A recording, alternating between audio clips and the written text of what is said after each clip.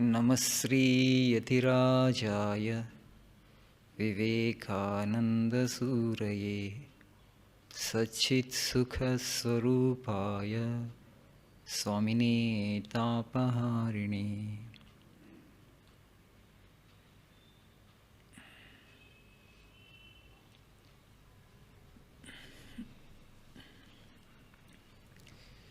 An alternative narrative of life.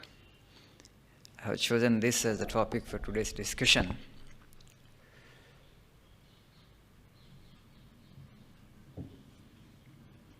We know the normal narrative or traditional narrative, and there is a perennial narrative, otherwise ancient narrative of life. What is a normal and traditional narrative? When we come into the world, what we want to do with our life? We want to educate ourselves. For what? We want wealth, we want things of the world. We want to enjoy the world. We want to make the best of life, best of the world. And one day, we will quit the world, we will die. So this is the normal narrative. Everybody understands life in that way. So when we say we educate ourselves,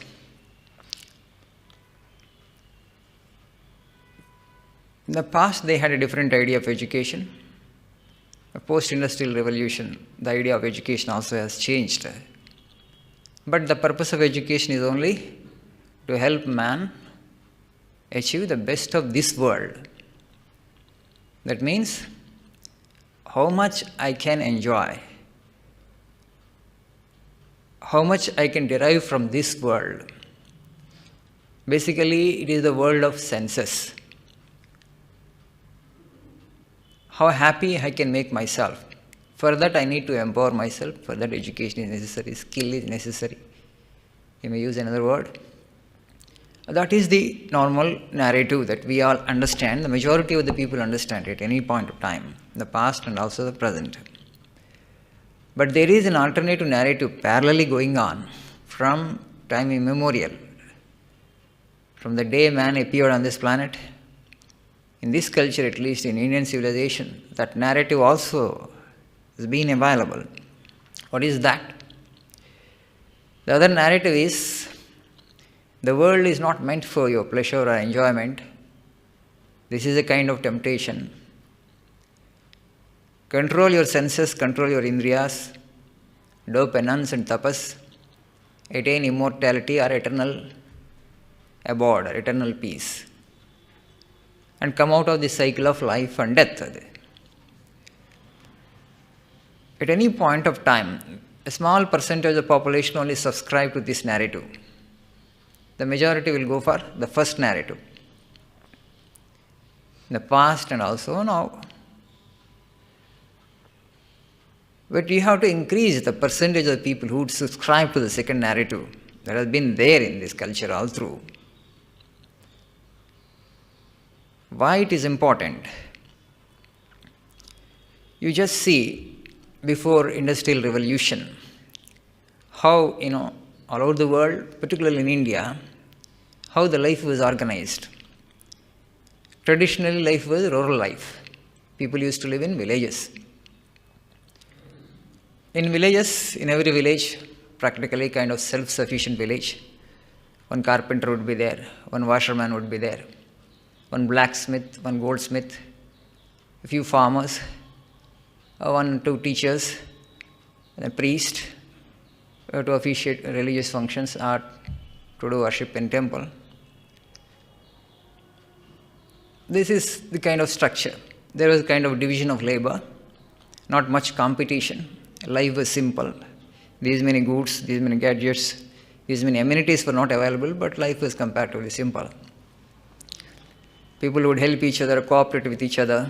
They would live like a single family. And acquisition of education, acquisition of skill also was not that tough. Because a carpenter's son would become carpenter with great ease. Because from the childhood, the boy or girl would observe what father was doing. So to acquire the skill, it is so easy because which you have been seeing from the childhood. A weaver, let us say, the weaver's son would become weaver. It is so easy because the boy actually gets to see what father is doing from childhood. So effortlessly acquires the skill. And so they had plenty of leisure, and that's why they could actually focus on spirituality more, I believe. Over the years, post-industrialization, what happened? We want better amenities, we want better comfort. We don't want to travel in bullock carts, in horse carriages. We wanted to travel fast. So we have started the inventions. We wanted better housing, better transport, better facilities. We want to organize life better. Post-industrial revolution. The idea of education also has changed. Because urbanization has started, large number of people started living in a small space. And then more livelihoods are required. And traditional village, only one carpenter, one weaver, one washerman, one priest, 2, 3 farmers. The number of occupations were minimal. But now as you started organizing life in a better way, when urbanization started, large number of people started living in a small space, small geographical space. More livelihoods, required. So then business, entertainment, hospitality, tourism, banking, so many sectors have come. The diversification of livelihoods has taken place, and also life is no more simple. Cost of living has gone up. It's not that the children will take up the profession of the father or mother. Everybody is free to choose whatever the profession they want. And also, more prestige is attached to certain occupations, certain vocations, at least in India. Dignity of labor is totally missing here. And then the competition. Everybody wants that only because there is more prestige in that calling. So then struggle, then stress, then anxiety. Life is no more that simple today. And also as large number of people are living in a small space, housing, rents, cost of living has gone up significantly. That's why you need more money. So you have to strive and strive and strive. You have to toil, day and night, just to make both ends meet. No leisure. Swamiji clearly said that without leisure, no intellectual and spiritual development is possible. Paradoxically, all these things, whatever that we have invented with the intention of saving time for us. Yes or no? All these things we have invented. Why? So that the machine does the work. What 10 people do, a machine does alone can do.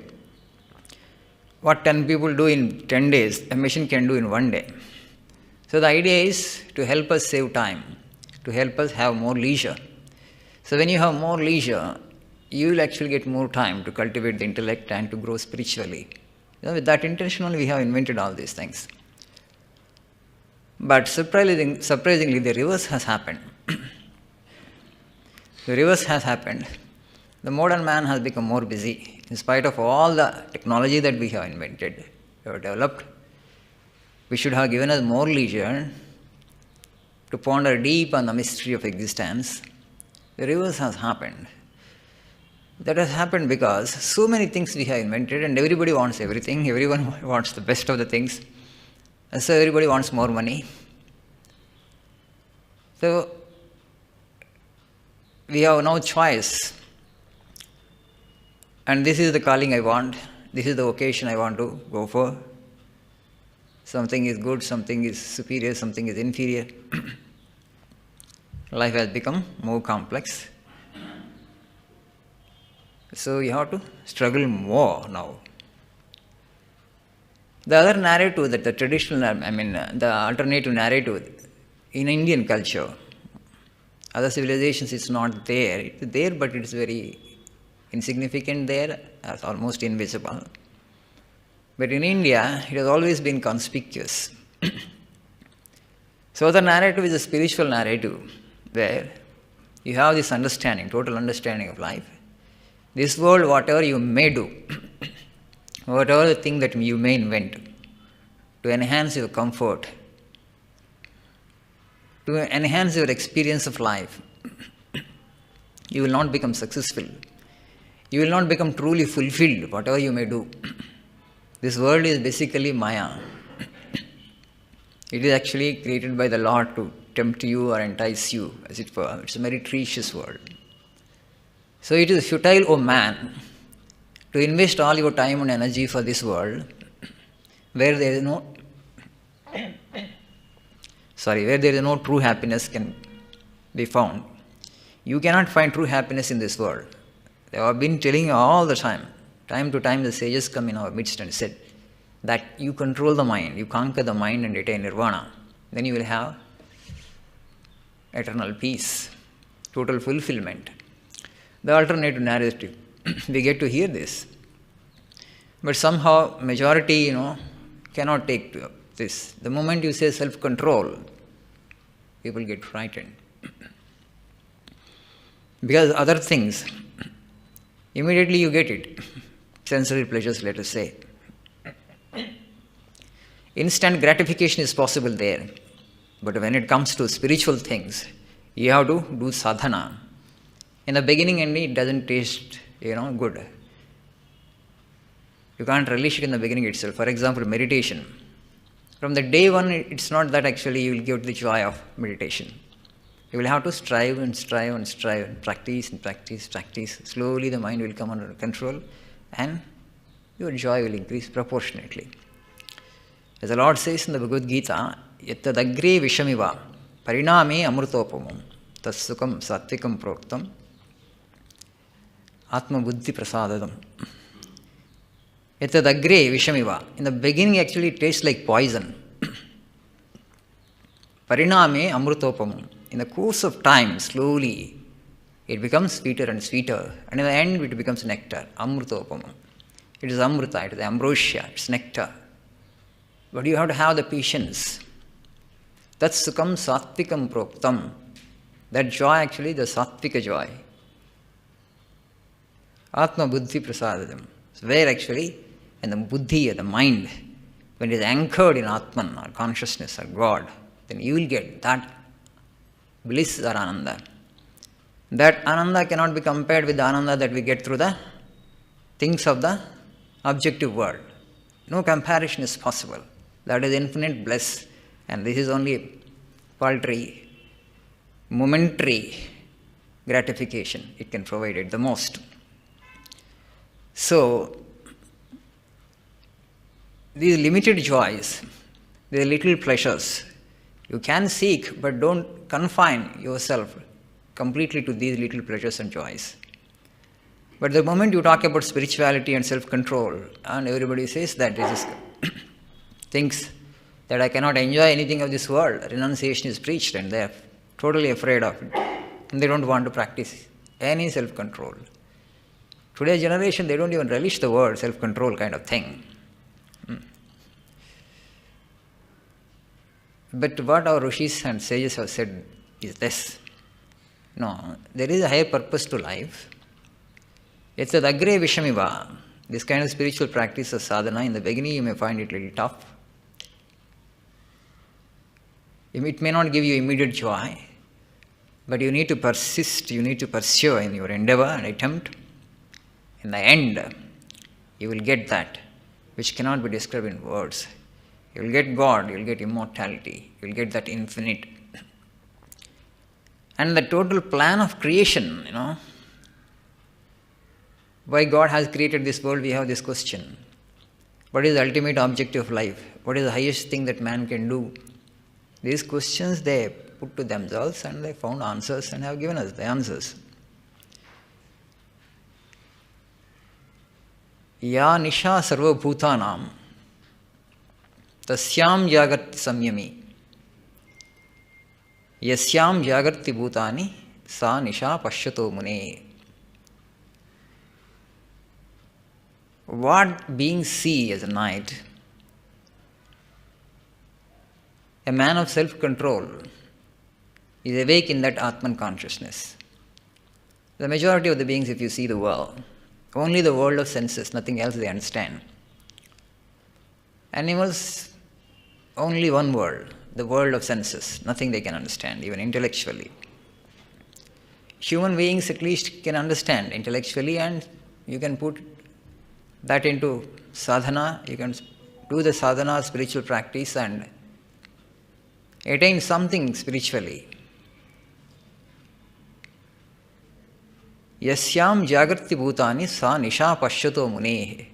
A man of self-control, somebody who wants to get established in spiritual consciousness, what others are awake to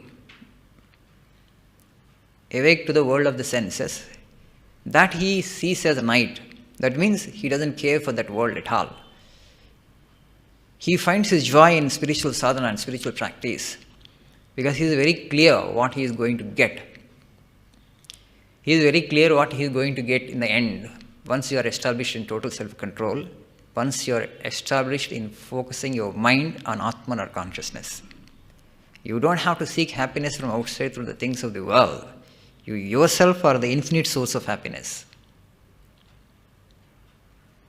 That source is throbbing in you, it is already there. The only thing is you have to get access to that. You have to bring it into your experience. You know, Kathopanishad, there is a mantra, Shreyascha preyascha manushyametaha tau samparitya vivinakti dhiraha Shreyo hidhiro abhipreyaso vrunite preyo mando yogakshemat vrunite. Shreyascha preyascha. Shreyas is that which is good, that which does good to you. Preyas is that is which is pleasurable. So immediate pleasure you get it. Shreyascha preyascha manushyametaha. Though to approach you in this world. Shreyas and preyas. Shreyas is that which does good to us, and preyas is which brings us transitory or temporary happiness, a limited happiness. But afterwards actually it will give you a lot of pain. Shreyascha preyascha manushyametaha tau samparitya vivinakti dhiraha. A man of wisdom, he discriminates, he compares the two, he discriminates, and then he eliminates the one. A wise man eliminates this preyas and takes shreyas only. Shreyo dhiro abhipreyaso vrunite. Abhivrunite, he discards preyas and he takes shreyas. Who? Dhiraha, a wise man, a strong man, an intelligent man, who has understood the purpose of life. He is not short-sighted. He has that foresight and farsight. What is the ultimate objective of life? He is not in an indecent haste. He is not in a hurry. He knows actually the value of this instrument and where he has to invest his time and energies. This way they call dhiraha, a wise man, a strong man, an intelligent man, smart man. Preyo Mando yogakshemat vrunite. Manda, a dullard, a fool. What he does? He chooses preyas, the pleasurable, to the exclusion of the good. He is short-sighted. No, I want immediate joys. I don't care for the all spirituality and other things. And also today the problem is, there is so much of suffering in the world. It is not wrong actually to aspire for the things of the world.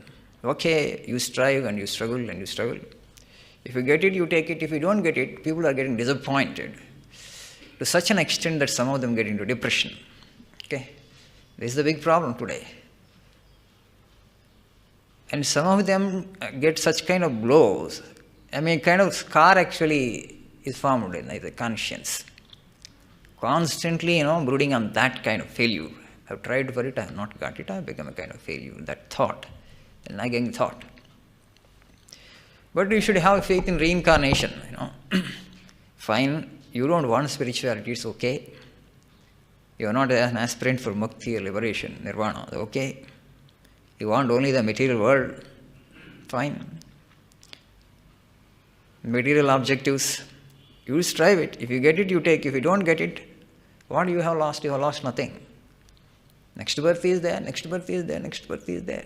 You can satisfy your desires in that. Next birth. Why you should get disappointed, I'm saying. Because now they're so short-sighted. Who has seen that reincarnation? There is rebirth for man.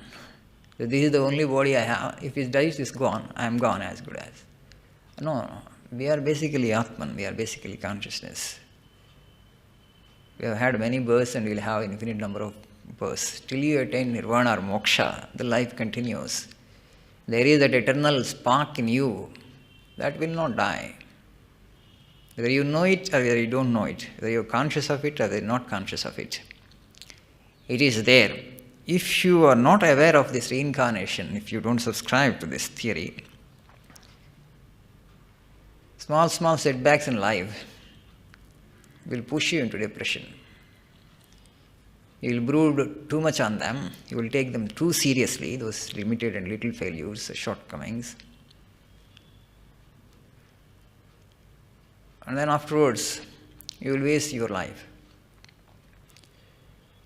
So you don't have to look back. You have tried for something, you get it, you take it. If you don't get it, move forward. Don't look back. And brood on that failure.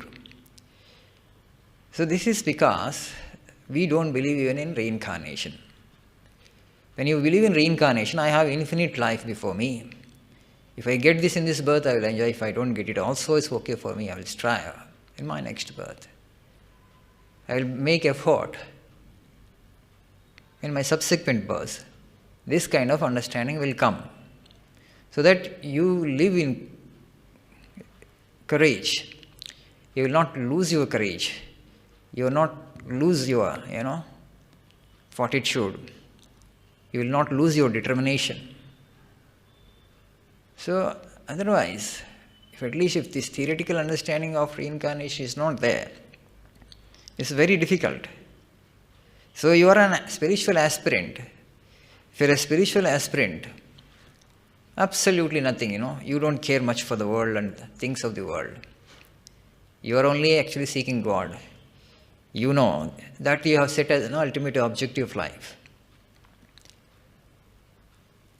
You know actually if you completely surrender to the divine, you have attained immortality. So the amount of peace that you enjoy is directly proportional to the degree of surrender that you have made to the Lord. We have discussed this point many times here. All our suffering is because of this limited individuality, or limited will. Sri Ramakrishna would say, I and mine is ignorance. I have tried for it, I have not achieved it. Who are you? Don't know. What is that I? There is only one world, one universe, one creator. One creator actually is running his universe. Universe is not our business, Lord's business. As we are part of the universe, as he is running the universe, he runs this machine also. But you don't have that faith. Somehow this I is so important it has become for us. That is the source of trouble. As you surrender yourself completely to the Lord, he will enter into you. He will take possession of your instrument completely. And he will express through you. He infills you. He takes possession of your being, this instrument. And then he achieves whatever he wants to achieve. He uses this instrument as much as he wants, whichever way he wants. But this self-surrender requires great courage and strength. Not I, but thou, O Lord. Not I, but thou. It's not easy to get rid of this ego sense. It's kind of weed. You cut it here and it sprouts again somewhere. You strive and strive and strive. Great strength is required, strength of renunciation. Again I say, the moment I say renunciation, people get frightened. Anything you tell Swamiji, but don't talk about renunciation. But there is no other alternative. There is no alternative. The strength that you get through detachment, the strength that you get through renunciation, the fearlessness that you get through renunciation. You can lead real life because you don't fear anything. You have right understanding of life. So Rishis have said this, have given us this alternative with the intention of making us strong, with the intention of helping us to lead a peaceful life here. Otherwise, you will not get the real peace that you are seeking. This understanding is very important. So it is self-surrender. Because we have the worldly desires, we don't want to surrender completely. Ours is a conditional surrender. But unconditional surrender is what the divine seeks.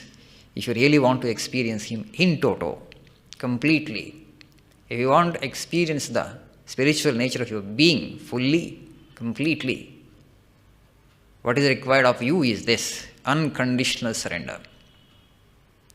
Whichever the situation the nature may put you, it's okay for you because Lord's will. I am just an instrument in His hands. You don't grumble. You don't resent. Why this for me? Absolutely. No resentment. Because surrendered. You surrender it completely, absolutely. You have not put any conditions. Conditional surrender is no surrender. True surrender is unconditional. So the first narrative is actually about instant gratification, world of the objects. And this is only we understand, this is only we perceive. But if you think that is the only world that is available to us, that is possible to us, it's a very narrow and limited understanding of life. It doesn't give you true fulfillment. This way, the real narrative is the narrative given to us by our sages and rishis.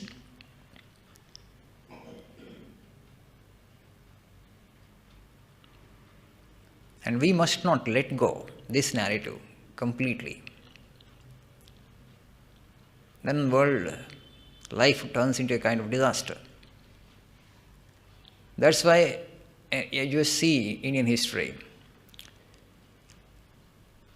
Every period, invariably, the last 10,000 years, there would be a sage talking about this narrative of life. Go beyond the mind, go beyond the senses. Beyond lies your true nature. Come to tapas, do penance. Realize your own nature, know thyself. This is the language that is used here constantly, continuously. Oh man, you can't really make yourself happy here in this world of Maya. Come to God.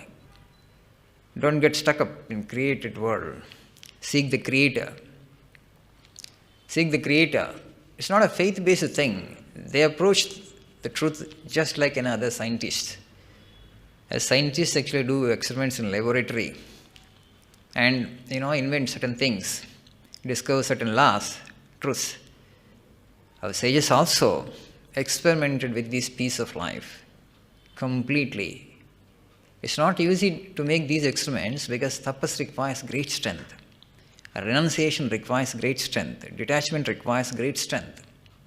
They have displayed that strength and found out these truths and have given us these spiritual laws. And thus, you can discover these laws, you too can experience life completely, provided you follow this path. You can make your experiments. It's not a faith-based thing and a belief-based thing. They never asked us to believe in things. It is already there within you. Each soul is potentially divine. Swami again and again would say. The goal is to manifest the divinity within. The divinity is not extraneous to you. It is within you. It is so close to you. It is even behind the ego sense. You say I, we say I, but behind that I it is there already. It is that which makes the I function. So what difficulty is there in realizing something which is already there in you? That is their question. You do this much of sadhana.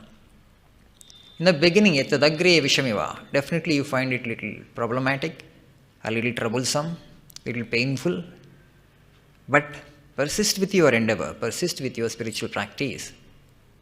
For a period of time, you will, develop taste for it, and in the end, you will realize the truth.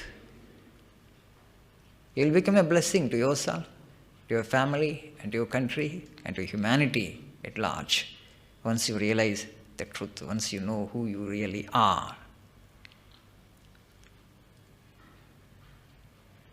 And Swamiji says beautifully, history of civilization is a progressive reading of spirit into matter. Very loaded statement. History of civilization is progressive reading of spirit into matter. There is only spirit, there is only consciousness, there is only God. Not that there is material world and there are we and who see this material world and experience this material world. He says matter is spirit at a low rate of vibration. In this matter also there is God only. In Prahlada you could see, right? God came out of that pillar for Prahlada's sake. Hiranyakashipu didn't believe in. Now God is everywhere. Where he is not there? Prahlada said, everywhere he is there. Oh, if he is there, show me, can you show me in this pillar? Why not? He is there. He broke the pillar and actually appeared to prove to Hiranyakashipu that his devotee was right. He is all-pervading spirit. He can manifest through any atom in this universe. So that is the greatest discovery our rishis have made. So history of civilization is progressive reading of spirit into matter. There is no matter here. And Vivekananda had experienced that. Sri Ramakrishna had experienced that. And when Sri Ramakrishna experienced the truth first, all the walls disappeared into a homogeneous consciousness. It's not a vision. It's not an imagination. It's not fiction. When he was a normal state of consciousness, this had happened. Because he did so much of sadhana. And he came to the point that if I don't realize the truth in this birth, this life is a waste. He was about to chop off his head, and then Divine Mother revealed herself. Yes, I am everywhere there. Only I exist. There is nothing like this wall is separate, this floor is separate, the chair is separate, you are separate. Everything melted into homogeneous consciousness. He fell unconscious. And after that experience, when he came to normal consciousness, he started looking upon the world from a different light, from a different perspective. Your perspective of life completely gets changed because you have had the experience directly. And he had given that experience to Vivekananda also.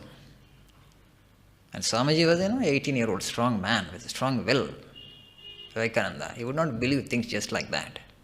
It was very difficult to convince him. He was very argumentative. And he used to argue with Sri Ramakrishna, oh, this tumbler is God, this is God, the chair is God, this cot is God. How can that be? And Sri Ramakrishna touched him. He went into the ecstasy, the samadhi, which Sri Ramakrishna had experienced. And afterwards, of course, completely transformed personally. He never questioned again the existence of God. Because it was a direct experience for him. And then he did sadhana and made the experience his own. And trumpeted about the glory of human being across the world. Oh, human being, you don't know your own glory. The Supreme actually is dwelling in your own heart. Ishvara sarvabhutanam hrideshe Arjuna tishtati. Oh, Arjuna, I dwell in the heart space of every creature. Ramayan sarvabhutani yantra rudhani mayaya. I control every creature from within. I am there hidden. But to see that hidden truth, tapas is required. You need to turn inward. It's not weakness, it requires great strength to turn inward. This way, tadagre vishamiva, pariname amrutopamam. The spiritual practice in the beginning tastes like bitter gourd. Tastes very bitter. Afterwards, it turns sweet. And in the end, it will be like ambrosia, nectar.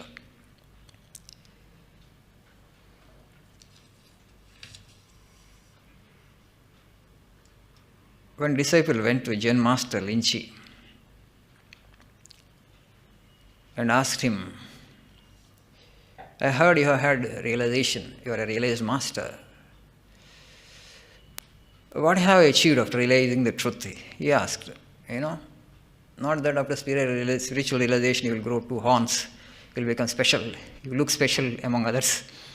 No, nothing of that sort. Right? He said, I eat when I eat, I see when I see, I listen when I listen. I didn't understand. Everybody does that, the disciple said.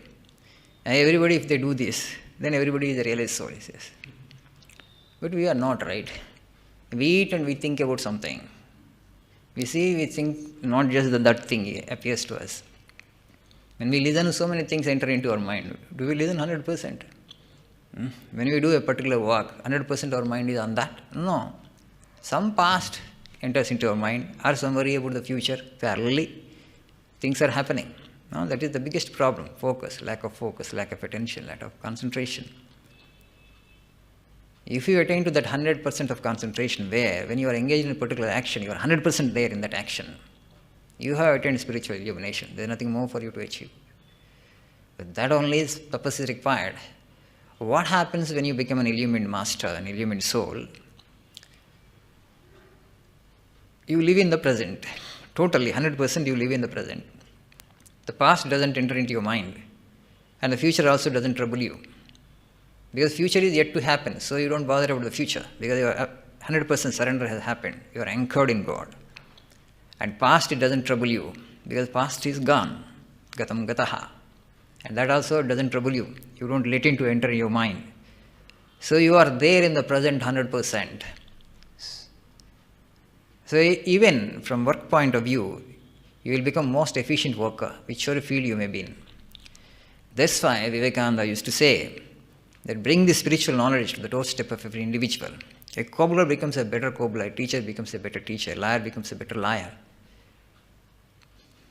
Whichever may be the profession that you are in, the professional excellence will come to you because now you have a better instrument, well-trained instrument. Your mind is well-trained. Great efficiency will come in the society. We are human beings. But today the people have learned to see the spirituality as a kind of, completely different thing. If I become spiritual, if I come to spiritual practices, spiritual sadhana, I can't do, the mundane things well. Not that. Only spiritual people can do both things well. So it's important you bring spirituality into your life. It's not only for ascetics, it's not only for sannyasins, it is for everybody. It's just actually training the mind and improving the efficiency of the mind to such extent, to such degree, that in the end, when you conquer the mind, the mystery of the world universe is revealed for you. Okay? The mystery of the universe means a small mystery, a simple mystery, a great mystery. And the Lord is waiting for us actually, waiting that His children would discover Him in truth. Sri Ramakrishna used to sing that song. Once you have cracked this mystery, the Lord will congratulate you. Here is a brave soul. He will clap. He will congratulate you. Nobel Prize is nothing in front of that congratulation. Right? He will congratulate you. In the sense, this my child has discovered me, has penetrated through my maya, you say. Mama maya, durathyaya. It's difficult to cross over, difficult to conquer my maya.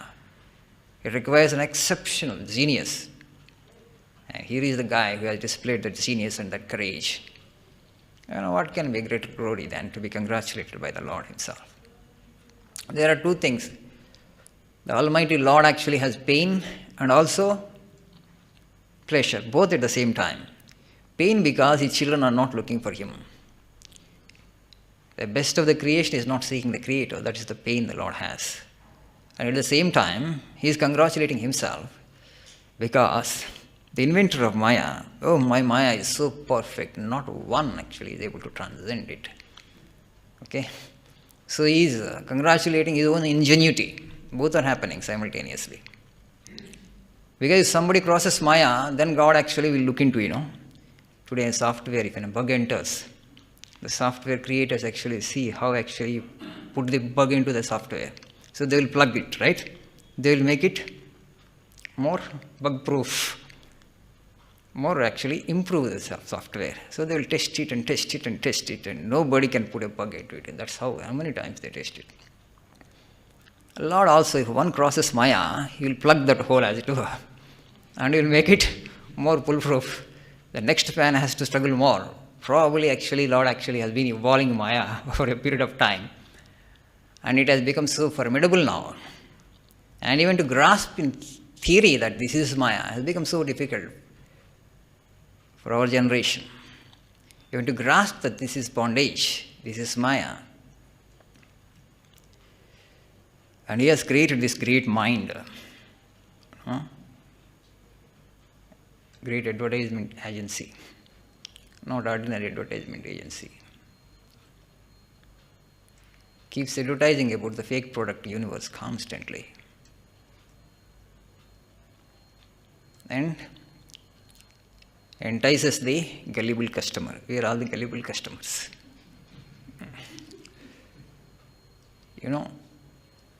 To sell a fake product is very difficult. You need strong advertisement. Universe is that fake product, and to sell that, God has created this mind. You just observe what the mind is doing, advertising about the world. There is happiness here, there is happiness there, there is happiness here, it says. And you go for it, push, no happiness. And again, you will not stop there, you will not understand that it has cheated you. Again, you will go for something. No, here there is no happiness, but there it is. Go there. Fine. You will strive there. You will make effort, and you will attain that. 3 days, bas. Kuch nahi. Either bhi kuch nahi. Here also no happiness. Promised happiness you are not got. It's not there. Again you have been cheated, but you don't understand it. This cheating is happening continuously. Day after day, month after birth, but still you don't realize that this is Maya. No true happiness can be found here. And man, you hope against hope.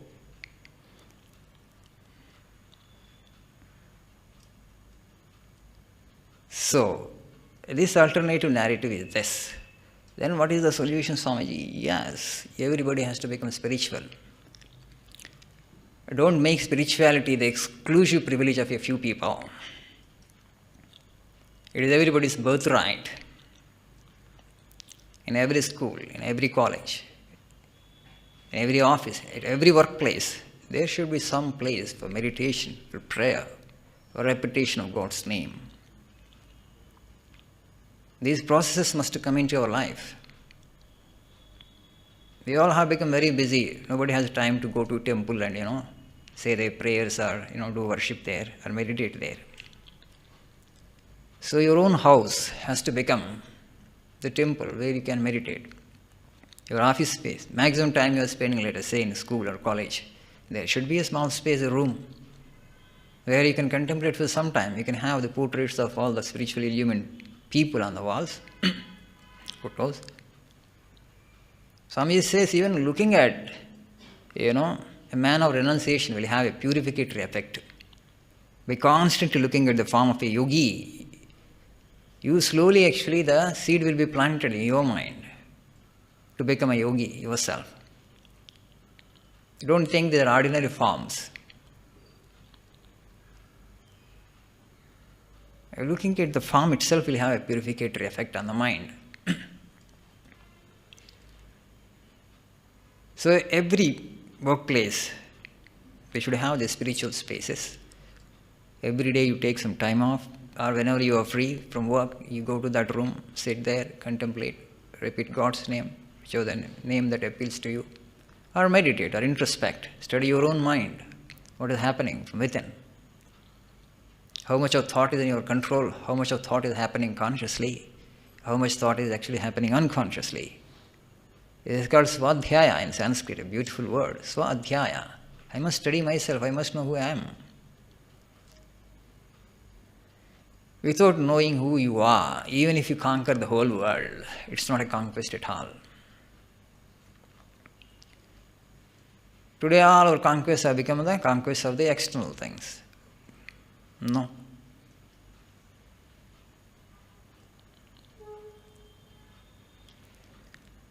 Spirituality doesn't mean that you have to withdraw from your day-to-day activities. Many people understand it that way.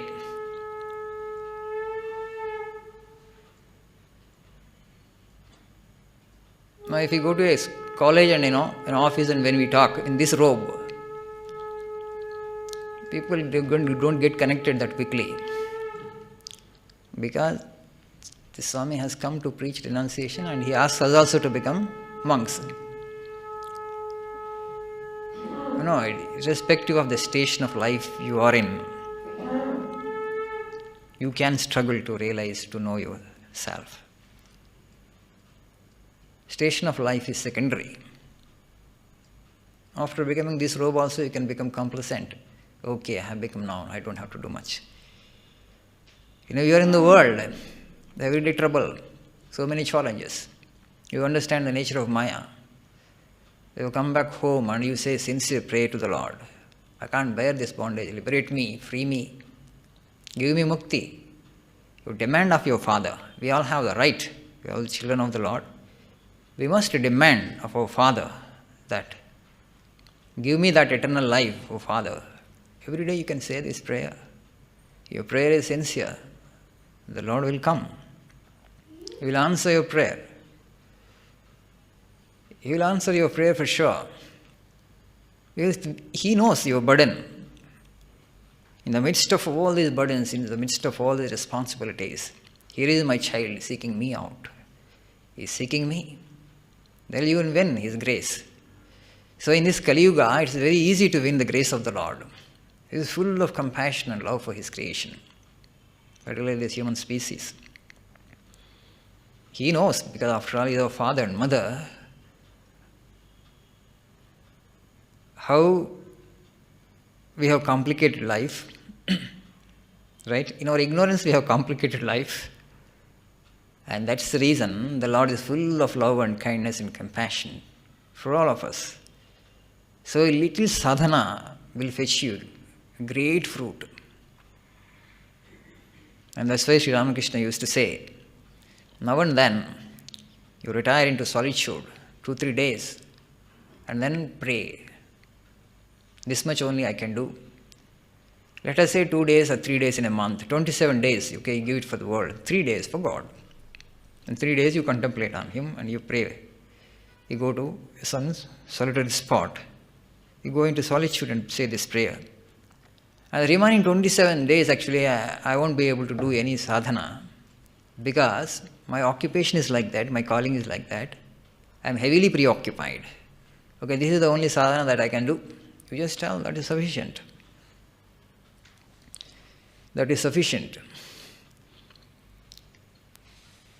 Now, one king has gone to a great guru, and king developed dispassion because he has done the administration for quite a long period of time, and now he has developed some dispassion, bored, sitting on the throne. Ancient days, kings were like that because they would meditate on death. Now I am 50, 55, white hair has come, death is approaching me fast. I can't occupy this throne for a longer period of time because death will snatch me away, take me away from this world.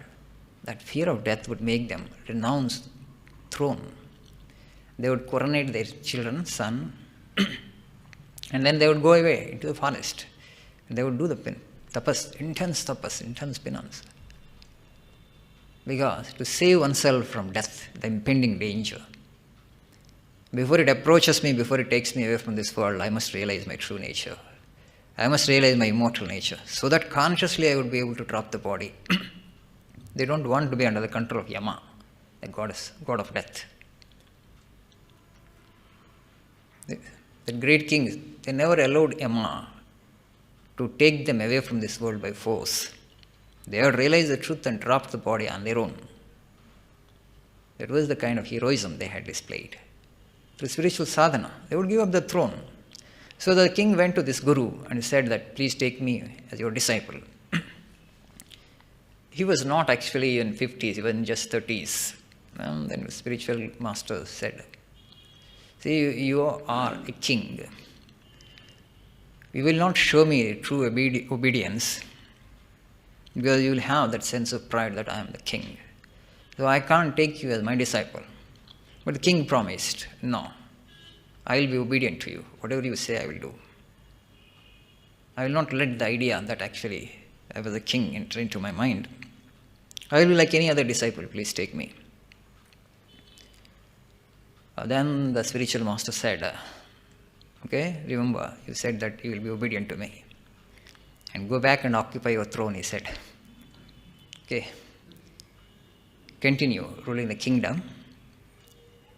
Continue ruling the kingdom in a detached spirit. And after you turn 60, you come back to me.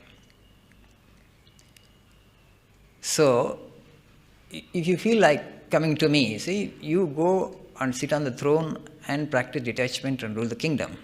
You are Kshatriya. And if you give up the throne like that, an incompetent person will occupy the throne. Right? Midway through, if you come away, you are a noble person, you are a noble king. So many people get benefited because of your righteous rule. But if you give up the throne midway through, an incompetent person will occupy the throne, and then there will be untold suffering for the people. So the spiritual master advised him, go back and occupy the throne. Even Rama was like that. Rama wanted to relinquish the throne. He wanted to give up. But he had developed a deep dispassion. Vasishtha comes and tells him, no, born in a Kshatriya plan. Oh Rama, it doesn't matter for you. Life in an hermitage and life in palace is one and the same for you. You are a totally detached being. And saying that actually, they counsel Rama and make him sit on the throne again. So it doesn't matter where you are. You can practice spiritual sadhana because you are carrying God all the time. Okay, when God is dwelling in your own heart, that means what? We are carrying God all the time. We live in and through God. Just little awareness, little smarana, little remembrance. Oh Lord, you make my heart palpitate. You make my breath happen. It's you who make my senses shine. Everything is He. In and through only Him only it is happening. Just a little remembrance. That is sufficient. Good enough sadhana. And Swamiji beautifully says, our mothers, homemakers, in the midst of all their daily chores, if they say in between a little Hara Hara, Shiva Shiva, that's good enough sadhana, he says, good enough spiritual practice for this Kali Yuga. They will win the grace of the Lord. Not that you need to take hours of time away from your daily routine and do the spiritual sadhana, spiritual practice. In between, if you just keep chanting the Lord's name, with the understanding that He is dwelling in your own heart, that is good enough spiritual practice to liberate you. That means what? God has allowed so much of concession for this time and for this age. And we have to make use of the concessions that the Lord actually has allowed us. But if you have this understanding that it's not possible, I don't even need God, I don't want to make myself spiritual, that means you want to plunge 100% into sadhana, maya, then nature will awake you rudely. Nature will teach you the lessons hard way. You know, English is a great proverb. Experience keeps a dear school, but fools learn from no other. If you want to learn from your own experience, it's very costly. And there is also another statement. Experience. Nature doesn't actually keep a school. It teaches her pupils singly. It doesn't run a school. If everything you want to learn from nature, she teaches her pupils singly. Because you will have to experience by yourself. Because you don't want to learn from others' experience. That means it is a long way. It takes more time for you to understand. You'll have to suffer more, that's all. That's why Swamiji says again and again, be wise, reflect on the nature of the world, reflect on others' experiences, and see and learn your lessons. Life may be comfortable for you now. Tomorrow we don't know how the life will turn out to be. But you just see around how the life is happening with others, how much of suffering is there. And then try to avoid the suffering as much as possible. And turn to spirituality. Turn towards the Lord, turn towards truth. Sooner the better. For every one of us, sooner better. So India actually is a spiritual land. That is our forte, that is our strength. The whole atmosphere is permeated with that spiritual consciousness. You read Swamiji, particularly the Jnana Yoga lectures of Swamiji.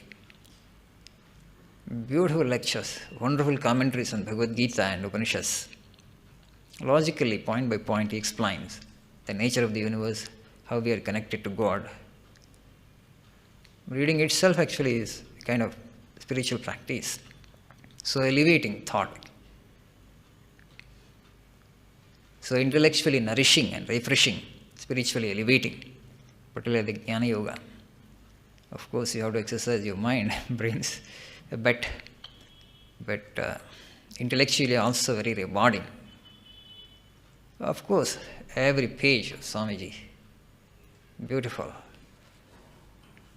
Explore these spiritual personalities, read them more, nourish your brain with the spiritual thought, and make yourself strong. We shall stop here for today.